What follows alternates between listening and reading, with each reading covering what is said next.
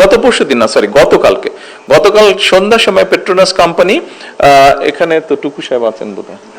টুকু সাহেব আসেননি,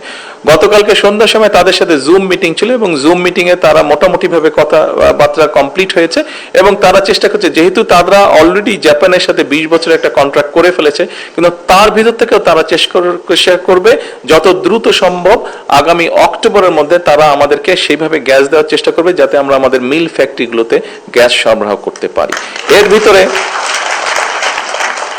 এর ভিতরে আমরা চেষ্টা করছি যে একইভাবে আরো কিছু এইভাবে নিয়ে এসে আমাদের প্রায়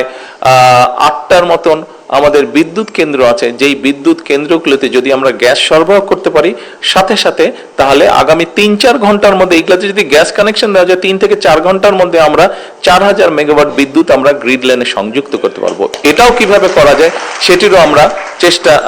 আমরা চেষ্টায় আছি। তো এখন এই যে কথাগুলো আপনাদেরকে বললাম, এই কথাগুলো বলার কারণ হচ্ছে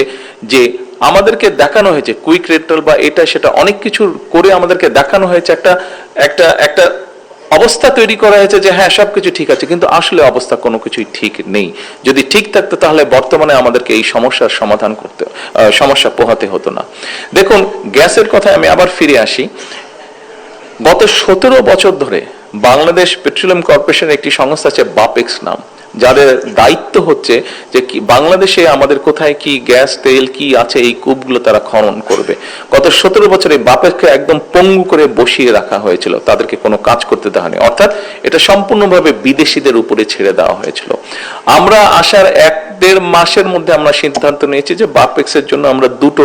রিগের ব্যবস্থা আমরা করছি, যাতে করে দ্রুত তারা দেশের ভিতরে যেখানে যেখানে আমাদের গ্যাস পাওয়ার সম্ভাবনা আছে, সেখানে গ্যাস, যেখানে তেল পাওয়ার সম্ভাবনা আছে, সেখান থেকে এই খনিগুলো যাতে এক্সট্রাক্ট করা যায় এবং আমরা নিজেরা যাতে আমাদের এই খনিজ সম্পদগুলো যাতে দেশের জন্য ব্যবহার করতে পারি, সেইটাও প্রক্রিয়া এগিয়ে চলছে। হয়তো একটু সময় লাগবে, কিন্তু ইনশাল্লাহ আমরা কিছুদিনের মধ্যে আমরা একটা ভালো রেজাল্ট পাবো।